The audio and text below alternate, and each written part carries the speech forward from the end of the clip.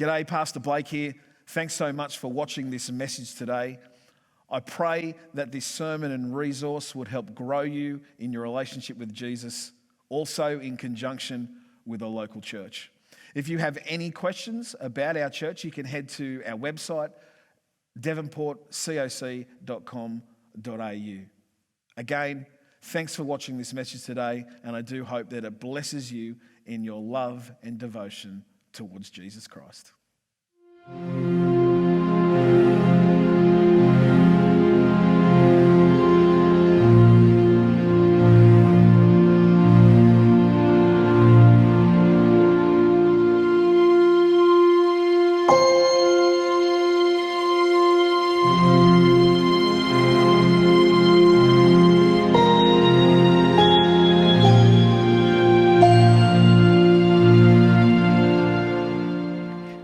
Well, good morning, everyone.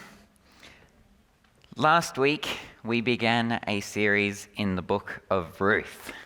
It's a beautiful story set in the time of Judges that I think at first glance might appear as a simple story of romance, but on further inspection, it reveals some rich and important theological truths. Some of them about loyalty and providence, among other things. We're going chapter by chapter. So today I'll be exploring chapter 2. But before we do that, let's have a quick recap for those who might not have heard chapter 1 and see what's happened so far. In chapter 1, we're introduced to a family that leaves their hometown of Bethlehem, and they're trying to escape a famine. So Elimelech and his wife Naomi move to Moab with their 2 sons, Mahlon and Chilion.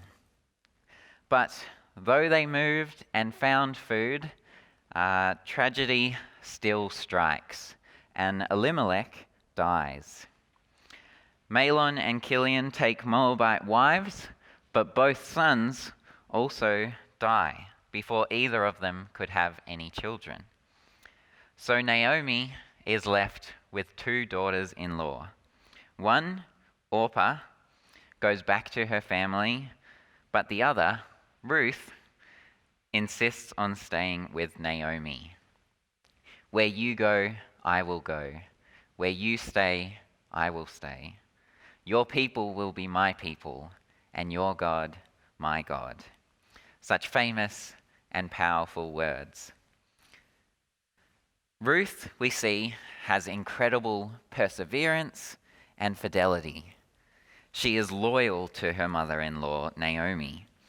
And though Ruth has lost her husband and is encouraged to go back to her own family by Naomi, by committing to Naomi, she is essentially giving up any chance she has of remarrying or having any standing in society or wealth. But Ruth, with a deep love for Naomi, seeing that Naomi needs someone to take care of her, or perhaps realizing that there's something about these Israelites and their God, she decides that she and Naomi are in this together. Naomi, however, is bitter. She sees her situation as God's doing. He has turned his hand against her. And she says, "Call me Mara, for the Lord has made my life bitter." It appears she has lost all hope. And Blake talked about how sometimes people only see God in these bad situations, but it's how we choose to react. So just 2 of our characters remain, and with news that the famine is over in Bethlehem, they head back, just as the barley harvest is beginning. An important thing to note as our story continues. At the start of chapter 2, we are introduced to our 3rd main character of this story. So, Who is Boaz? He is more than just a farmer and more than just a love interest. And we get introduced to him in verse 1 and even learn a fair bit just from this first verse. So verse 1, now Naomi had a relative on her husband's side, a man of standing from the clan of Elimelech, whose name was Boaz. We've been making sure to check our name meanings so far, so we'll continue with the name Boaz, which means strength is within him. But what else do we learn about him? First, he is a relative of Naomi in her husband's clan. Another very important thing to bear in mind. And the second thing is that he is a man of standing.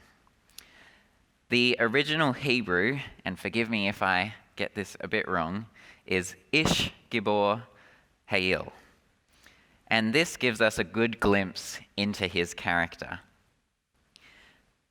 Ish Gibor means man mighty in, and Hail can mean strength, power, ability, honor, wealth. And based on the context, we can gather that Boaz is a prominent, rich man. He has influence in his community. He is wealthy. He owns his field and runs his business well. So he's got a bit of money, and he is good at what he does and well respected and known. Chapter 2 and 3 have a similar structure. They both start with Ruth and Naomi making a plan, and then there's a meeting between Ruth and Boaz, and then at the end, Naomi and Ruth are together as they see what God is doing and has done. It's just another thing that I thought was interesting to note about how well this story is written and put together. But let's keep reading and find out what their plan is. And Ruth the Moabite said to Naomi, let me go to the fields and pick up the leftover grain behind anyone in whose eyes I find favor. Naomi said to her, go ahead, my daughter. So she went out, entered a field, and began to glean behind the harvesters. As it turned out, she was working in a field belonging to Boaz, who was from the clan of Elimelech. As it turned out, we once again see God's providence working behind the scenes.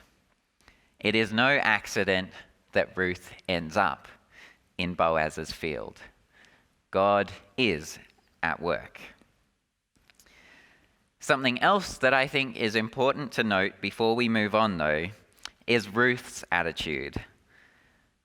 Ruth shows initiative and contrasts Naomi's bitterness that we discussed last week.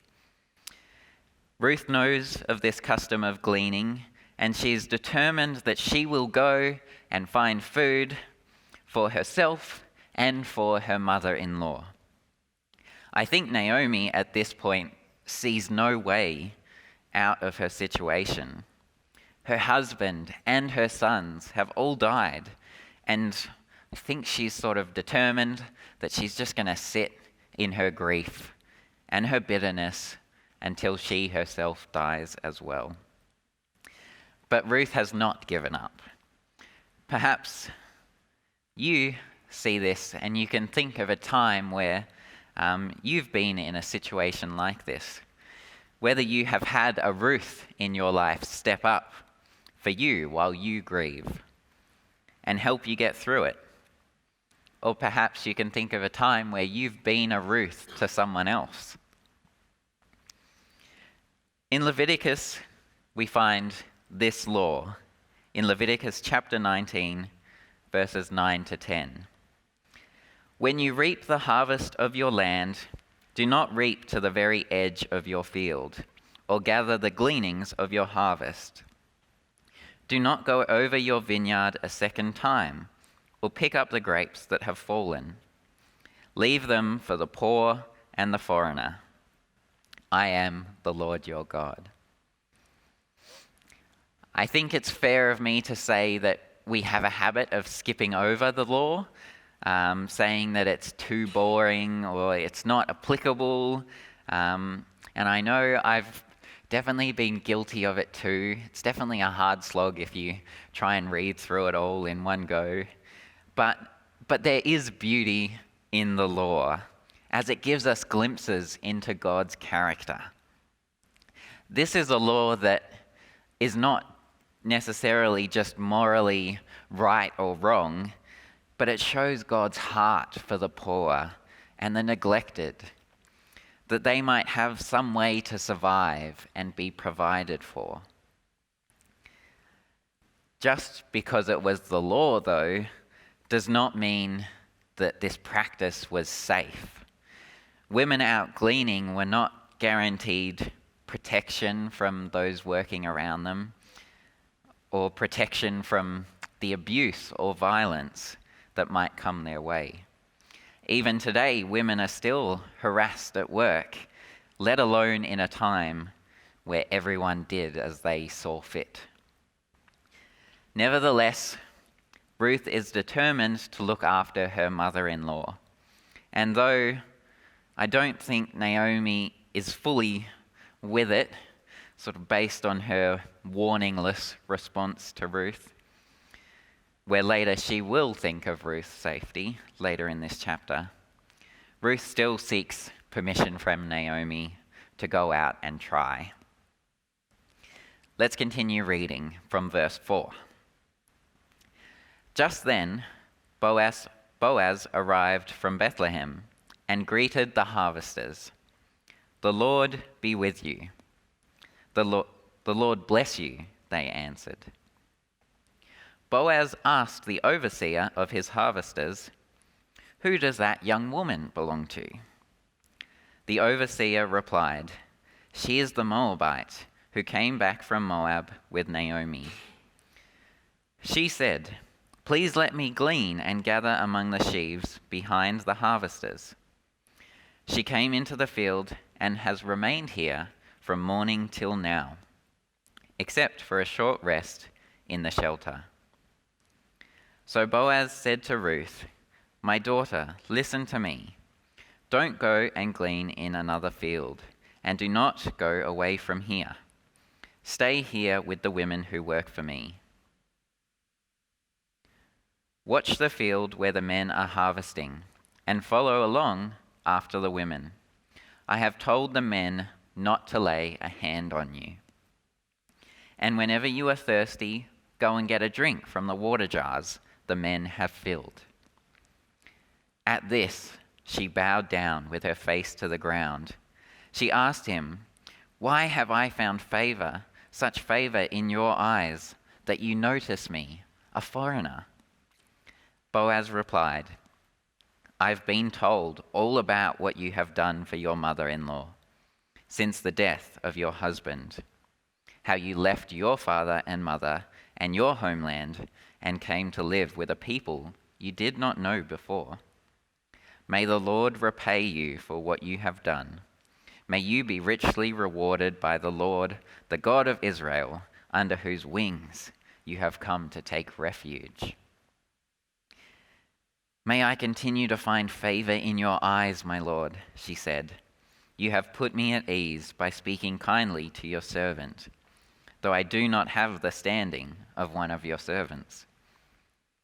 At mealtime, Boaz said to her, "Come over here, have some bread, and dip it in the wine vinegar." When she sat down with the harvesters, he offered her some roasted grain. She ate all she wanted and had some left over. As she got up to glean, Boaz gave orders to his men, "Let her gather among the sheaves, and don't reprimand her. Even pull out some stalks for her from the bundles and leave them for her to pick up, and don't rebuke her. We see proof of Boaz's hayil in this passage, his noble and honourable character. And the first thing I want to say is that it says something about Boaz that he even notices that Ruth is there. Though, of course, he's going to, because God has clearly led Ruth there intentionally to meet Boaz. If the character of Boaz was not as kind, he could easily have missed or ignored her as another poor gleaner, or even just thought that she was a worker and he didn't know. But the main thing that I want to talk about Boaz and pull out of this passage is his generosity. He is following the law that we discussed earlier, yes, but he goes above and beyond, supplying Ruth with extra food and water, promising her safety and protection, some stability, allowing her to continue gleaning in his field, and much more wheat than he is required to give her, telling his workers to intentionally leave wheat behind. But why? Why is Boaz so generous to Ruth? I think one reason could be that if we look at Boaz's lineage, we are told that he is the son of Rahab and Salmon.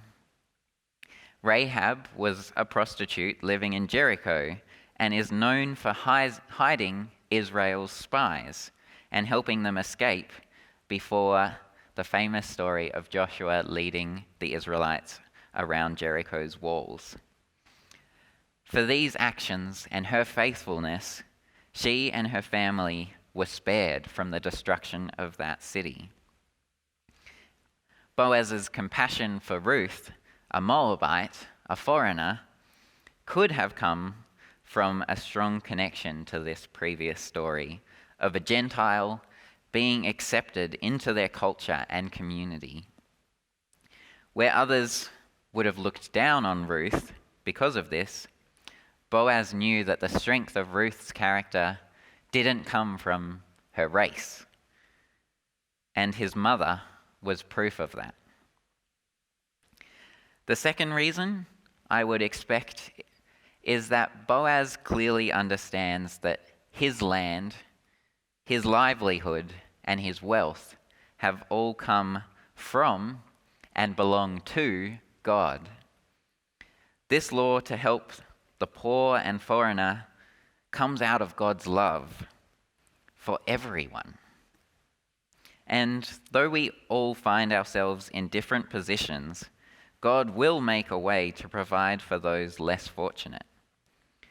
Boaz is blessed with wealth and influence, and he chooses to share this with Ruth because he knows that he is just a steward of what God has entrusted him with.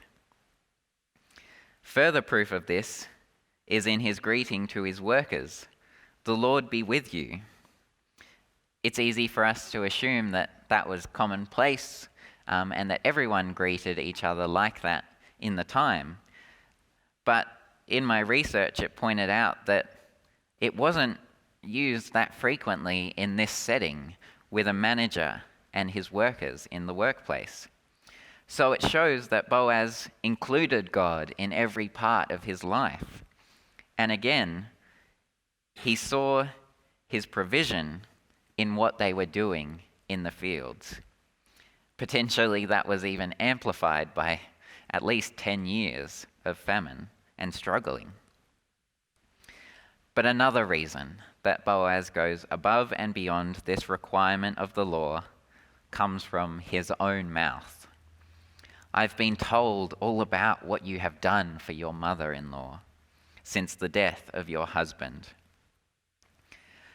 Though they were not equal at all by society's standards, in fact, they were far from it. Ruth was a female, she was widowed, and she was a Moabite, where Boaz was a man. He had land and wealth and workers, and he was well respected. But Boaz had heard about Ruth and what she had been through and what she had done for Naomi, and he saw someone who was his equal in a spiritual sense. He saw someone who had shown incredible perseverance and loyalty, and he wanted to honor that in her. Ruth was not expecting a reward. She did not seek acknowledgement, and that's why she got it. She did not have much to give. She was grieving herself. She was poor and in a terrible situation, but she carried on. She persisted. She worked hard, not even for herself, but for Naomi. That's why she was so richly blessed. I think sometimes we get it a little bit twisted and think that we have to have it all together. We need funds, we need time, we need resources. But that's not what God asks of us. He just asks for us to come to him as we are. Of course, looking after yourself is important, and we need to be able to take a step back and grieve and rest. But don't take a step back from God. The end of the chapter, from verse 17. So Ruth gleaned in the field until evening. Then she threshed the barley she had gathered, and it amounted to about an ephah. She carried it back to town, and her mother-in-law saw how much she had gathered. Ruth also brought out and gave her what she had left over after she had eaten enough. Her mother-in-law asked her, "Where did you glean today? Where did you work? Blessed be the man who took notice of you." Then Ruth told her mother-in-law about the one at whose place she had been working. "The name of the man I worked with today is Boaz," she said. "The Lord bless him," Naomi said to her daughter-in-law. "He has not stopped showing his kindness to the living and the dead." She added, "That man is our close relative. He is one of our guardian redeemers." Then Ruth the Moabite said, "He even said to me, 'Stay with my workers until they finish harvesting all my grain.'" Naomi said to Ruth, her daughter-in-law, "It will be good for you, my daughter, to go with the women who work for him, because in someone else's field you might be harmed." So Ruth stayed close to the women of Boaz to glean until the barley and wheat harvests were finished, and she lived with her mother-in-law. Ruth brings home an amount of grain believed to be about 10 times the wage of a worker of that time. And Naomi's attitude starts to change as she sees that the Lord has not given up on her. There is hope for her yet. I have 2 last concepts to talk about. The first is Hesed. Sometimes it's spelt with a K or a C at the start and pronounced with a bit more phlegm. But for the sake of me not struggling with the accent, we'll just stick with Hesed. Hesed is this idea of loving kindness or loyal love. But as with many Hebrew words, a single translation does not quite encompass the whole idea that it's trying to get across. It also incorporates this idea of loyalty and commitment, generosity and grace. It is often used in regards to a covenant relationship, such as marriage. But it is not just doing what is required, but going beyond that, purely out of love for another person. Naomi has already used this word in chapter 1 as she tries to send Orpah and Ruth away. May the Lord show you kindness, hesed, as you have shown kindness to your dead husbands and to me. And it will be used again by Boaz in chapter 3, this time talking about Ruth. In chapter 2, when Naomi sees Ruth's grain and hears of Boaz's generosity and care towards them, she says, "The Lord bless him. He has not stopped showing his kindness to the living and the dead." Naomi recognizes what Boaz has done for her and her late husband, Elimelech. And I think through Boaz's kindness, Naomi starts to review her ideas about God and be reminded that he is in fact a God who shows hesed to his people, that he is loyal to his people. Because this word hesed is not just for this story, but it's used throughout the Bible to describe God's unconditional love. His hesed endures forever. God is faithful, and his covenant comes with grace and mercy. He shows kindness and forgiveness to us. Ruth stays with Naomi not because she can get anything out of it, but out of genuine loyal love toward her. Boaz is generous towards Ruth, not because he can get something out of it. She has nothing to offer, but he knew it was the right thing to do for another, particularly for his family. Speaking of family, another concept that Blake will explore further is first introduced here. Boaz is one of Naomi and Ruth's guardian redeemers, or another word for it is their kinsman redeemer. This was a cultural practice where a close relative was required to help their family member when they encountered hard times. It would usually look like that relative buying land to keep it within their clan and not have to be sold or taken by another clan. But sometimes it could also be a situation where someone would even have to sell themselves as a slave, and the kinsman redeemer could and was expected to buy them back. This covenant relationship in a family, this loyalty that they were required to show to one another, was a reflection of the covenant relationship that the Israelites had with Yahweh. I did a bit of research as well on this because I wondered if it was the same thing that was that played out in Genesis chapter 38, where we take that little break from the story of Joseph and see Judah's son marry a Canaanite Tamar, but before they have any kids, he dies, and his younger brother is expected to marry Tamar and bear a son who will carry and continue the eldest brother's name.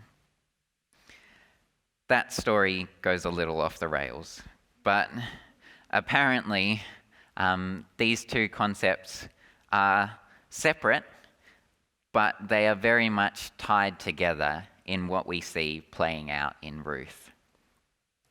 So we see God is working. The story is so interesting because the narrator talks as if these things are happening by chance.